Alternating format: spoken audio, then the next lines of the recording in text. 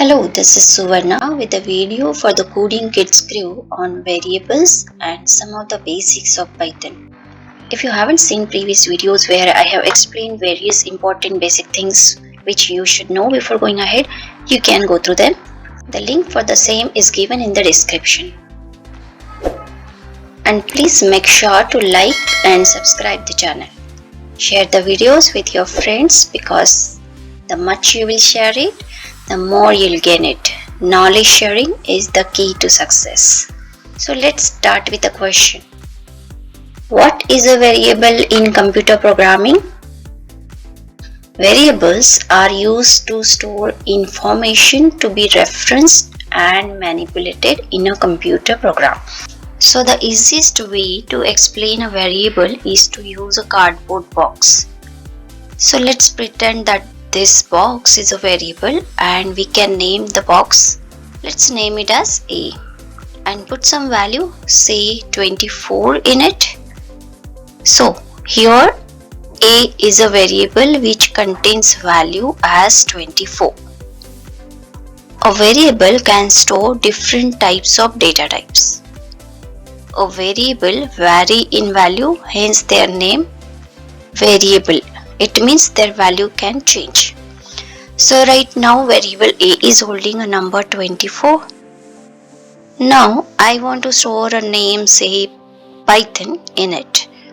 So now our variable A is not holding 24 but it is holding a string Python. So variable is nothing but a container which can hold different values and their values can change. Let me show you another example. Here I have a box of chocolates which I want to distribute among kids. Let's name it as X. So the variable X contains chocolates. X equal to chocolates. Now after the distribution of chocolates, the box got empty and now I can use the same box X to store pens or balls or any other things. So say X equal to balls. So you can see that container X, which is our variable, can store different items. Now in our computers we do not have cardboard boxes. It has something called main memory which has various sections. So when we declare a variable, one section of the memory gets assigned to it. Means computer has set that section aside to store the value of that particular variable. And the name of that section would be the name that we have given to the particular variable. Using the same name of the variable, we can access the value in the memory inside it. As you can see, variable A is holding the value Python. Variable num1 is holding the value 24 in it. Variable X is having 2.4 in it. So variables are pretty important in our computer program. They let us keep track of the data that we need in our computer program. As we have seen, values can be changed in a variable. Means the data may be changed during a run of the program. So here I hope the concept of variable is clear. Let me know your queries if you have any in comment section. Let's understand how to name the variables in Python. There are certain rules that we need to follow, or we can say that this is the syntax that Python looks for. The first rule is a variable should contain letters, numbers and underscores. It should contain letters from A to Z and 0 to 9 and an underscore symbol. For example, a name num1 is acceptable. Score underscore 1, runs, p1 underscore sum are acceptable. The next rule is variable name must start with either a letter or an underscore. It should not start with a number. For example, num1 is acceptable, 1 num is not. Num underscore 1 underscore score are acceptable. 1 underscore score is not. We can't use any spaces in variable name.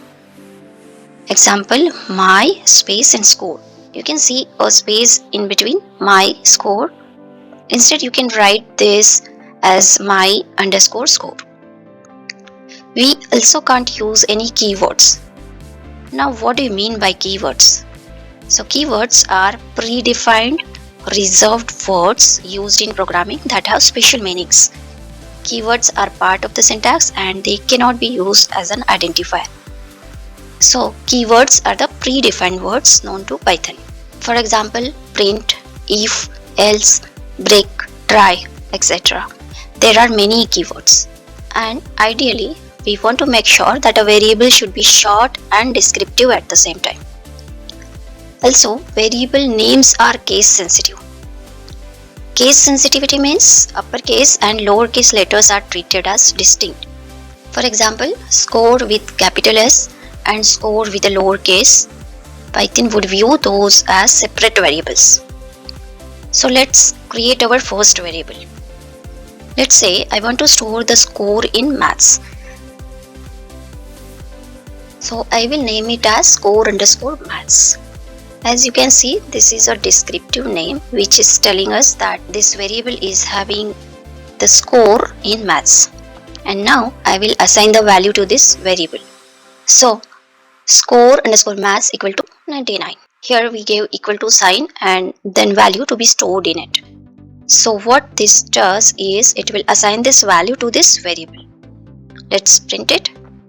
Print in brackets score underscore maths. Let's click on play button and you'll get 99. Now I want to add one more line here. I will assign different value to the same variable score underscore maths. So I'll add here score underscore maths equal to algebra. So as you can see, algebra is a string, so we need to include it in double quotes. Let's print it. Print score underscore maths. What do you think will be the output? Let's see, and it prints out algebra. So here I start out by assigning 99 and then I assign the name algebra to the same variable. So algebra overwrites 99 and then when I print out the score underscore maths, it's taking the last value that was assigned to it. So to assign second value to the same variable, we have to take out the first value. One thing that we really need to know about Python is when you are defining variables, you don't have to assign your variables or type, whether it is an integer or float or string. Python is very smart. It will automatically know what data type that I am assigning to the variable. Let's check it. So I'm taking this print here, score underscore maths equal to 99, then print. I want to know the type of this variable score underscore maths. So print type is the function which we can use to get the type. Type and then bracket score underscore maths. Let's run it and it is saying that it is an integer. So basically here 99 is assigned to score underscore maths. Now we'll change it to the string score underscore maths equal to algebra. Again print type score underscore maths. Now it is saying that it is a string. Now let's say I want to get rid of a variable. I will write del function. So I want to get rid of this score maths, means I want to delete this variable. I don't need it anymore. So del is the function to do that. Del score underscore maths. Now try to print it. Print score underscore maths. Here if I try to print it, it gives error that score underscore maths is not defined, and that makes sense because here I created the variable, here I deleted the variable, and here I tried to print it, but there is no score underscore maths variable anymore because I deleted it right up above. Next I want to show you an example of how you can request input and then you can take that input and assign to the variable. Let's delete values assigned to a variable score underscore maths, and here we'll type input function. Put a parenthesis and inside double quotes you can ask a question. What do you want to put in score underscore maths? Or what is your math score? Then a question mark and just a space. So right now I'm asking for input from the user, and let's print the value that we have. Print score underscore maths. Let's run it. So it is asking the question in the output. I give say 75 and hit enter. It is now showing that input is 75. That means score underscore maths is holding the value 75. Now let's take another example. add two numbers 10 and 20 and print the sum. So according to you, how many variables are required? 1, 2 or 3? First we have two numbers 10 and 20. For addition, to store value 10, we need our first variable, say num1, and then assign value 10 to it. Num1 equal to 10. Same way, to store second number, we need another variable num2 equal to 20. Let's add them, num1 plus num2, which will do addition. Now what should I print? So there are two ways to check the output. Either you can add them directly inside print statement like this, print num1 plus num2, or you can take another variable to store addition of two numbers and then print it. So say our third variable is sum, we'll do equal to num1 plus num2 and then we'll print sum. Check the output. In both the cases, output is same. So the same way, you can try some more examples on your own. Here are the examples. Number 1, write a program to add 3 numbers. Number 2, write a program to subtract 2 numbers. One more is write a program to find average of 3 numbers. So try all of these on your own and let me know the answers in comment sections. I will give you the answers in the next video.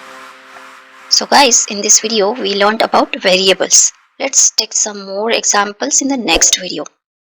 See you guys. Thank you for watching.